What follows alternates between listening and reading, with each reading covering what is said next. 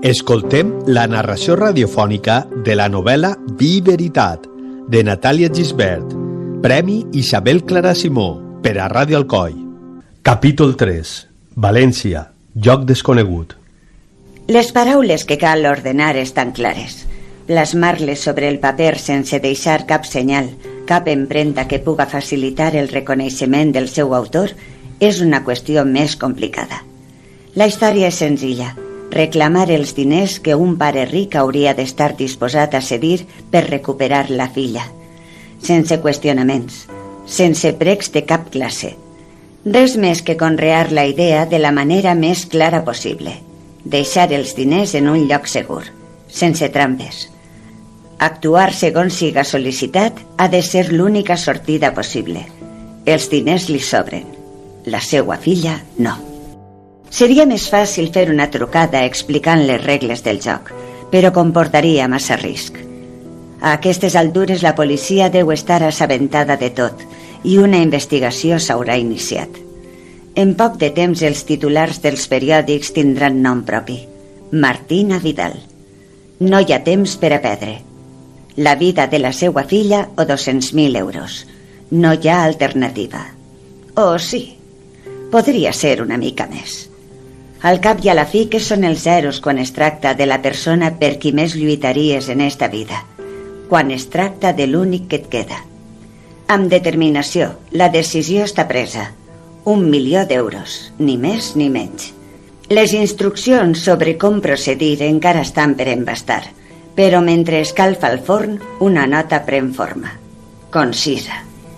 Senyora Vidal, deixe de fer-se preguntes. El temps corre en contra seua.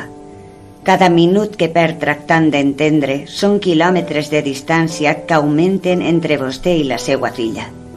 Ja ha vist el que li ha passat al seu estimat marit. Si vol recuperar Martina, només té una forma de procedir. Aconseguisca 1.000.000 d'euros en metàl·lic. En uns dies rebrà més instruccions. Vostè vaja fent la seua feina.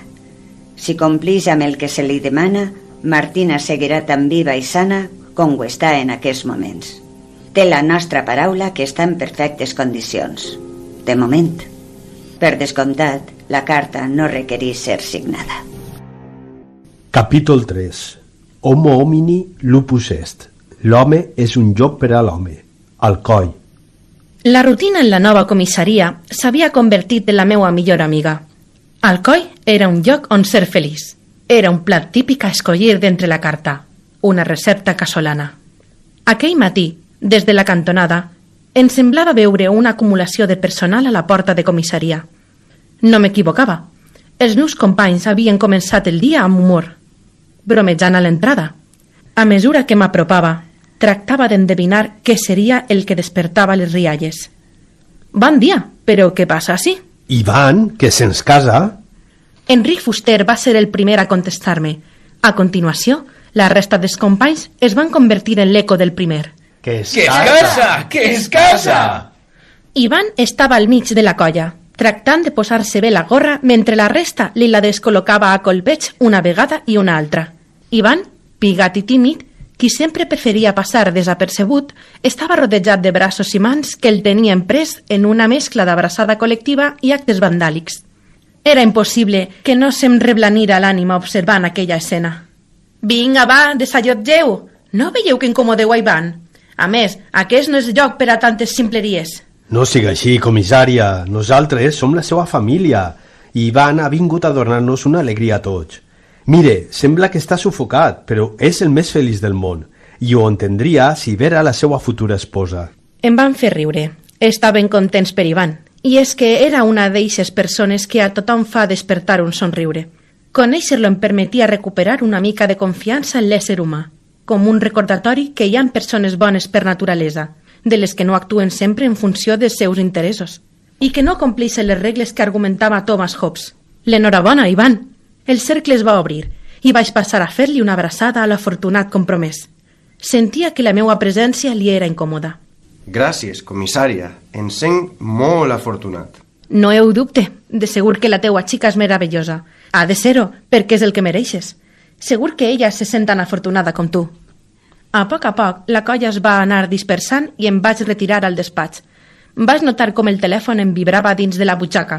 El vaig traure i veure el seu nom en la pantalla em va congelar de sobte. Manel. M'estava cridant. Va seguir vibrant durant uns 30 segons que per a mi van semblar una eternitat i finalment la vibració es va aturar. M'era estrany tornar a llegir el seu nom parpellejant en el meu telèfon, pensar de nou en ell. En realitat no havia aconseguit deixar de fer-ho ni un sol dia d'ençà que ens vam separar, però no havia tingut l'ocasió de tindre un motiu que em fera recordar-lo, i això em sobresaltava. Desconcertada, vaig apagar el mòbil. Volia estalviar-me la temptació de tornar-li la trucada o de respondre-li si tornava a cridar. Era injust. Per què havia de telefonar-me? Jo havia respectat cadascuna de les seues decisions i trucant-me estava envaint el meu espai i la meua intimitat. Violava el meu dret a estar tranquil·la i no podia permetre-ho. Em vaig tractar de concentrar en les meues tasques, fins que va tornar Enric tocant la porta. Puc passar? Clar, bé, ja estàs dins. He vingut per informar-la que estem organitzant un acomiadament de solter per a Ivan. No té data de boda encara, per això són minúcies. El que importa és que hi haurà boda i nosaltres ho volem celebrar amb ell. Només volia dir-li que està convidada. Jo? Però no se suposa que aquestes coses les fan les dones amb la núvia i els homes amb el nuvi? Què pinte jo amb vosaltres? De tota manera, no sé si Ivan voldria tindre la seua superior en una festa en què potser no tot el que es desenvolupe siga segons ho marca la llei. Vinga, Serra, animes. Li promet que eixir amb nosaltres és festa assegurada, bon humor i uns vins, perquè suposa que li agradarà el vi. Sí, Enric, m'agrada. Sempre pense que un bon vi desperta l'ànima.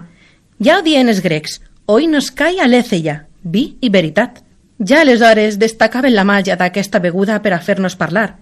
I per a molt més. De meravella. Doncs el que li deia. De moment està tot embastat. No tenim el dia concret, però compte amb vostè com una més de la colla. No se'n penedirà. Va fer uns colpets amb els dits contra el marc de la porta i va eixir. Jo tenia clar que no pensava anar a aquella festa i ell tenia clar que sí que anava a fer-ho. Només un tindria raó.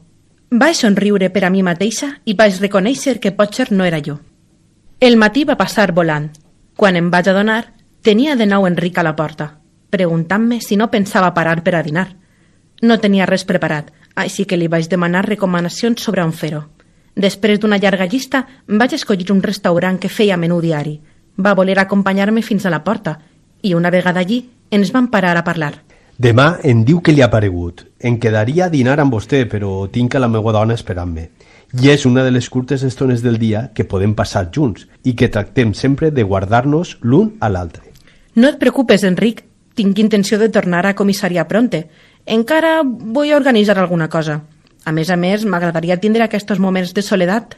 Li serveixen a una per a parlar amb si mateixa i dedicar-se temps, que en aquesta vida acelerada de vegades ens oblidem de nosaltres mateixos.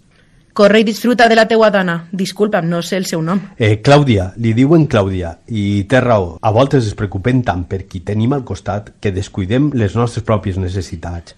Disculpe que li faig aquesta pregunta. Potser sembla una mica invasiu, perquè no es coneixen massa i és la meva superiora, però em preguntava si no té a ningú així al coll. No patisques, Enric. Al contrari, ets el primer que s'interessa per la meva vida personal i després de portar així quasi 2 mesos t'ho agraïsc. Estic sola sí i en general en la vida. No esperava que... ho sent.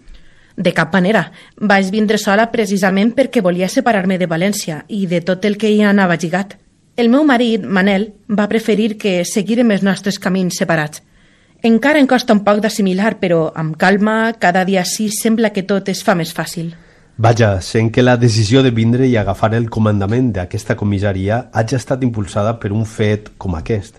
No ho sentes. Algunes coses passen perquè han de passar, res més. Doncs sap que li dic que ha acertat. I és possible que Manel s'equivoque.